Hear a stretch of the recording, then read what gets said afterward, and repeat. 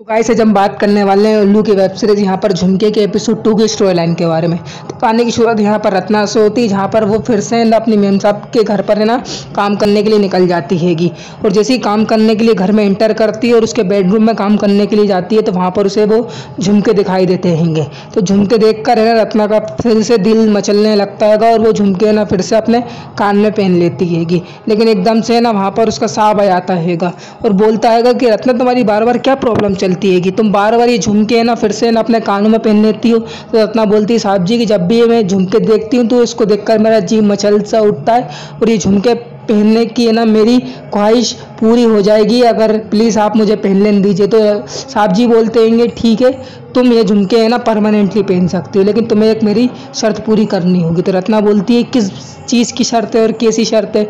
तो वो बोलता है कि शर्त इस प्रकार है कि तुम्हें मेरे साथ है ना बेड शेयर करना होगा। तो रत्ना बोलती है कि नहीं साहब जी, ये काम मैं नहीं कर सकती।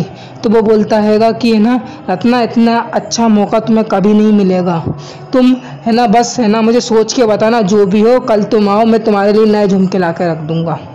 और यह है ना बात बोलकर है ना रत्ना अपना काम वाम पूरा कर कर है ना अपने घर की ओर चली जाती है। वहीं जब से उसने के पति ने उससे बोला हुआ है ना रत्ना ने अशोक से कि मुझे ना ये झुमके चाहिए, जब भी तुम मुझे हाथ लगाओगे, तो अशोक है ना पैसे की जुगाड़ करने लगता हैगा।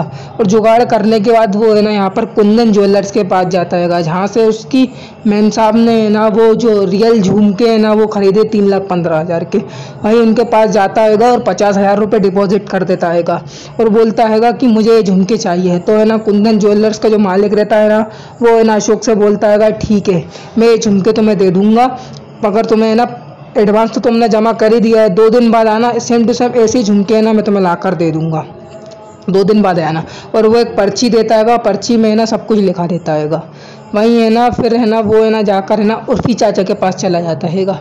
और उर्फी चाचा के पास जैसे ही जाता हैगा तो और बोलता हैगा कि उर्फी चाचा, मतलब कि मैंने है ना यहाँ पर, मतलब उर्फी भाई, मैंने यहाँ पर है ना झुमके लिए रत्ना के लिए। तो वो बोलता हैगा कि कितने के हैं झुमके। उर्फी बोलता हैगा अशोक से। तो अशोक बोलता हैगा कि ये झुमके करीबन 3,15,000 के हैं। तो वो यहाँ पर चाय पी लेता हैगा और चाय ना मुंह से थूक देता है नीचे ज़मीन की तरफ और बोलता हैगा कि इतने महंगे झुमके और तुम्हारे पास इतने पैसे आए कहाँ से।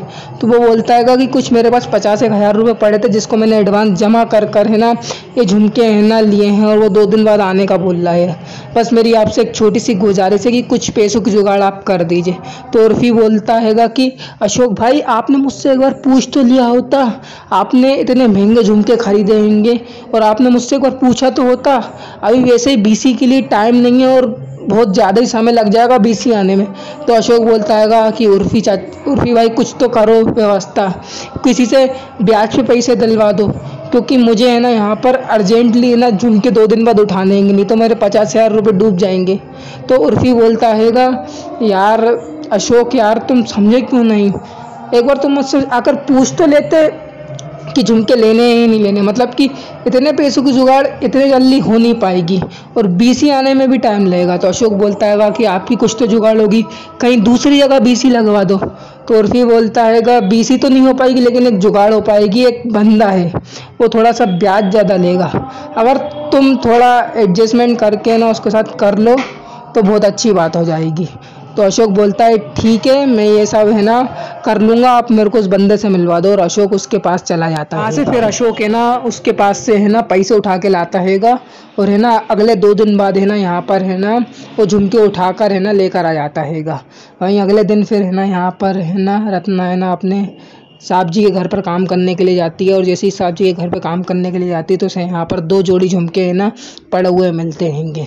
और वो वैसे भी है ना फिराक में रहता ही हैगा यहाँ पर है ना रत्ना के साथ सेक्स करने के लिए। यहाँ पर साहब जी जो रत्ना का जो उसकी मेम साहब का जो पति रहता हैगा और बोलता हैगा कि यहाँ पर रत्ना, इतना अच्छा मौका कभी नहीं मिलेगा, अब तो ये झुमके तुम्हारे परमानेंटली हो चुके हैंगे, बस तुम्हें मेरे मचलते हुए जी को शांत करना हैगा। तो रत्ना भी पहले तो खूब मना करती है, लेकिन झुमके पाने के चक्कर में वो ये सब कर लेती हैगी। फिर यहाँ पर अशोक है ना अपना काम धाम कर कर है ना शाम के जब घर की ओर आता हैगा तो रत्ना को खूब फ़ोन लगाता है, लेकिन रत्ना फ़ोन नहीं उठाती है क्योंकि वो यहाँ पर है ना उसके सांप के साथ लगी रहती हैगी। तो है ना यहाँ पर अशोक को खुशी देना मतलब सरप्राइज़ देना चाहता हैगा रत्ना को, क्योंकि वो झुमके लेकर आ चुका हैगा और झुमके देकर है ना रत्ना काफ़ी खुश हो जाती है, अशोक को ऐसा लगता है। तो अशोक है ना सब जगह ढूंढता है, उसके घर जाता है लेकिन घर पर नहीं मिलती। तो भगते भगते है ना वो यहाँ पर उसके मेम साहब के घर जाता हैगा अशोक, जहाँ पर रत्ना काम करती है।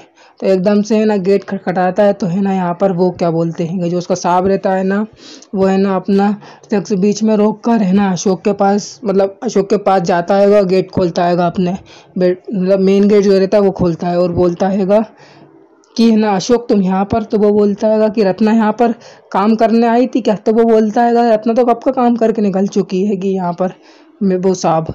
तो अशोक बोलता है वो तो अभी तक घर नहीं आई, तो मैं उसे फ़ोन लगाता हूँ।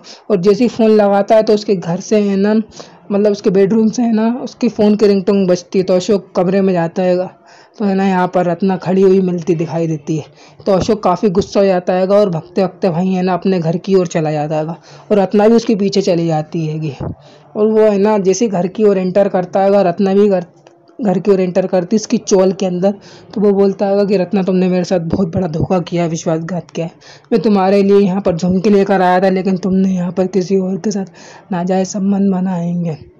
अब मैं तुम्हारे साथ नहीं रह सकता और तुम ये घर छोड़ के चली जाओ, नहीं तो याद रखना मैं अपना मर्डर भी कर दूंगा और तुम्हारा ही मर्डर कर दूंगा, जिससे अपनी बच्ची शिल्पा विधवा हो जाएगी। इसीलिए कह रहा हूँ उसको बिना कुछ पता चले तुम यहाँ से निकल जा। और वो है ना यहाँ पर रत्ना को भगा देता हैगा। फिर रत्ना फिर यहाँ पर है ना वही सांप के घर जाती है और बोलती है कि मेरे पति ने तो मुझे निकाल दिया हैगा, आप मुझे कुछ दिन रहने की व्यवस्था कर दो। तो वो बोलता हैगा कि मैं कुछ नहीं कर सकता, वैसे भी हम लोगों के बीच सौदा हुआ था और मैंने तुम्हें झुमके दे दिए होंगे, अब तुम्हारी व्यवस्था तुम देख लो, तुम कहीं भी जाओ मुझे मतलब नहीं है। और ये बोल के वो भगा देता हैगा। वहीं रत्ना है ना यहाँ पर है ना रोडों पे दर बदर भटकती हुई नजर आती है। फिर उससे आइडिया आता है कि इसके पास तो 3,15,000 का झुमके, और वो जो ऐसे ही ज्वेलर्स वाले की दुकान पे जाती है। तो वहीं इसका एपिसोड 2 भी खत्म हो जाता है।